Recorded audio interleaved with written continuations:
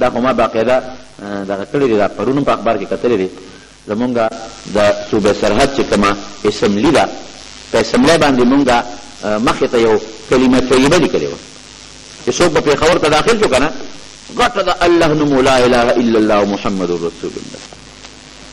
جاپان ته چې لاړ شي په هر چوک بوتان دي. انډیا ته چې لاړ شي په غټو غټو عمارتونو باندې د بوتان بوتان پراته دي. او په لندن ته چې لاړ شي نو د عیسی علیه السلام فردي تصویرونه جوړ کړي دي، هغې ځای په ځای لګولي دي. نو موږ مسلمانان به څه کوو؟ موږ به د الله نوم کلمه به نه لیکو.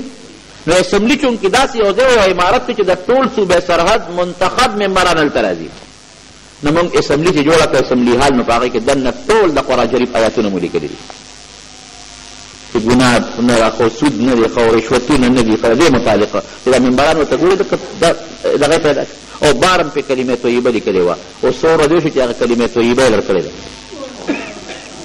زه حیران په دې بوتان څوک نه لر کوي، کلمه طیبه مکمل د اسمبلی نه لر شوې. اوس په څه کې دی ملکي خو د خدای قهر او غضب سره به څه کوې؟ د خدای په نوم موږ شرمېږو، د پیغمبر په نوم موږ شرمېږو.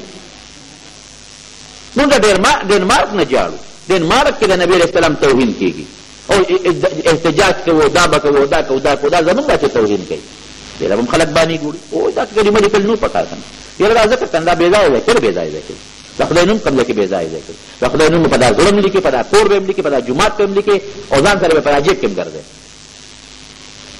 زما وروڼو خدای زمونږ دې مشرانو ته هدایت وکړي او که هدایت پکې نه او د امریکې او د برطانیې ایجنټان نه خدای دې ورسره تباه او برباد کړي او زمونږ دا ملک ته الله تعالی محفوظ کړي. دا خو ما د موبایل خبره وکړه.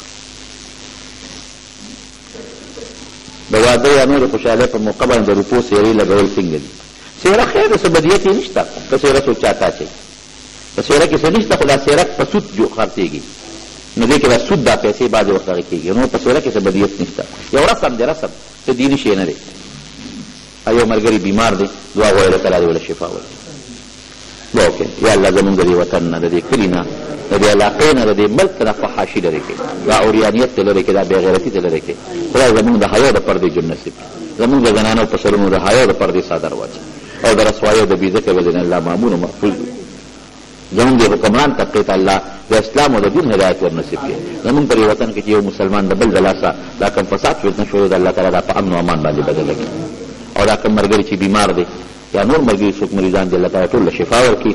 اخر وخت کې الله زموږ په خپل دا کریمه نصیب کړي. لا اله الا الله.